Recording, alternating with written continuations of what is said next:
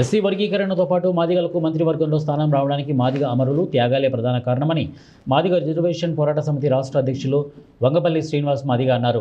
ఆదివారం మాదిగ అమరవీరుల సంస్మరణ దినోత్సవం సందర్భంగా విద్యానగర్ ఎంఆర్పీఆర్ రాష్ట్ర కార్యాలయంలో ఏర్పాటు చేసినటువంటి కార్యక్రమంలో ముఖ్య అతిథిగా పాల్గొన్నారు. ఈ సందర్భంగా ఆయన మాట్లాడుతూ ఎస్సీ వర్గీకరణ జరిగింది అంటే అందుకు కారకులు అమరవీరులే. వారి త్యాగాల ద్వారా ఉద్యమాన్ని నిలబెట్టి హక్కులు సాధించారు. కాంగ్రెస్ ప్రభుత్వం అధికారంలోకి వచ్చిన తర్వాత ఆరోగ్య శాఖ మంత్రి దామోదర్ రాజనరసింహ నేతృత్వంలో అమరవీరులకు ఆర్థిక సహాయం అందించడంలో ఎంఆర్పీఎస్ టీజీ కీలకంగా నిలిచింది అన్నారు. నేడు కుల ఉద్యమాలకు నాయకత్వం వహించి రాష్ట్రంలో ప్రజా సమస్యలపై పోరాటం చేస్తున్నటువంటి ఒక సామాజిక ఉద్యమ నేపథ్యం ఉన్న సంఘంగా మారింది.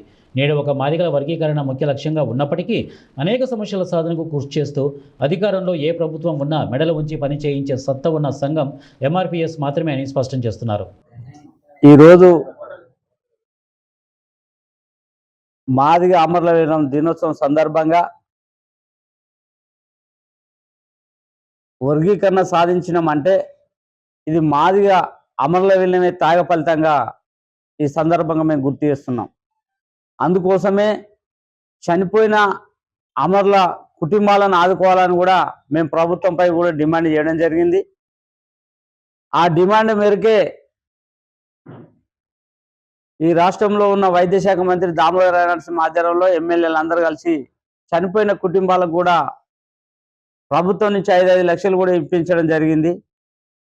భవిష్యత్తులో కూడా ఈ అమరులకు ఇంటికి ఒక ఉద్యోగం ఇవ్వాలని కూడా మేము డిమాండ్ చేసినాము.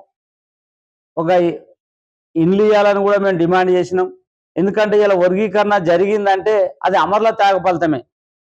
మరి అట్లాంటి అమరులను స్మరించుకోవడమే మా ఎంఆర్పీఎస్ మాదిగలు అందరూ ఊరున గ్రామాన ఇవాళ మాదిగలను స్మరించుకుంటున్నారు. ఇలా వాళ్ళే లేకపోతే ఈ వర్గీకరణ జరగపో. అందుకే వాళ్ళ త్యాగాలే ముఖ్యమనే ఉద్దేశంతో ఖచ్చితంగా వాళ్ళను ఇవాళ మేము స్మరించుకుంటున్నాం.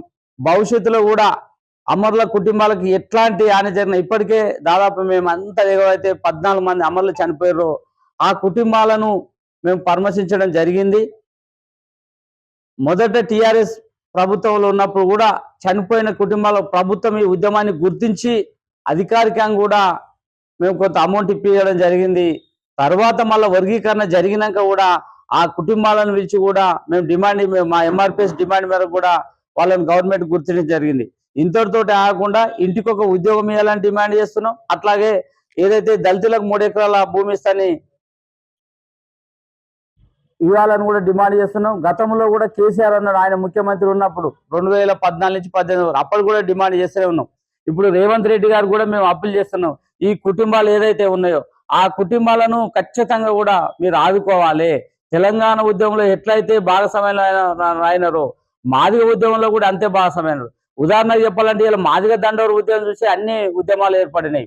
అది తెలంగాణ ఉద్యమం కావచ్చు, ఏదైతే తుడుం దెబ్బ కావచ్చు, వివిధ కుల సంఘాలు అంటే అన్నిటికీ ఈ రాష్ట్రంలో ఈ దేశంలో దండోర ఉద్యమం ఒక దిక్చూచిగా అంటే ఒక ఈ రాష్ట్రంలోనే దండోర అంటేనే ఒక అన్ని వర్గాలకు పనిచేసిన చరిత్ర మన కళ్ళ మూట అవపడుతుంది. ఇలా దండోర ఉద్యమం చూసే తుడుం దెబ్బ పెట్టుకోరు. ఇలా దండోర ఉద్యమం చూసే ఒక కుల సంఘాలలో అన్ని సంఘాలుగా చైతన్యం కల్పించింది.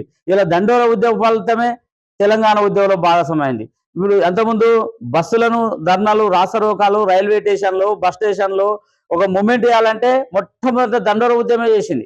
దాని తర్వాతనే ఇవాళ అన్ని ఉద్యమాలు ఏర్పడడం జరిగింది. అందుకోసమే మాదిగల త్యాగము చాలా విలువైనది. తెలంగాణ ఉద్యమంలో అగ్రభాగాన నిలిచింది కూడా మాదిగలే. అది మనం చెప్పడం కాదు.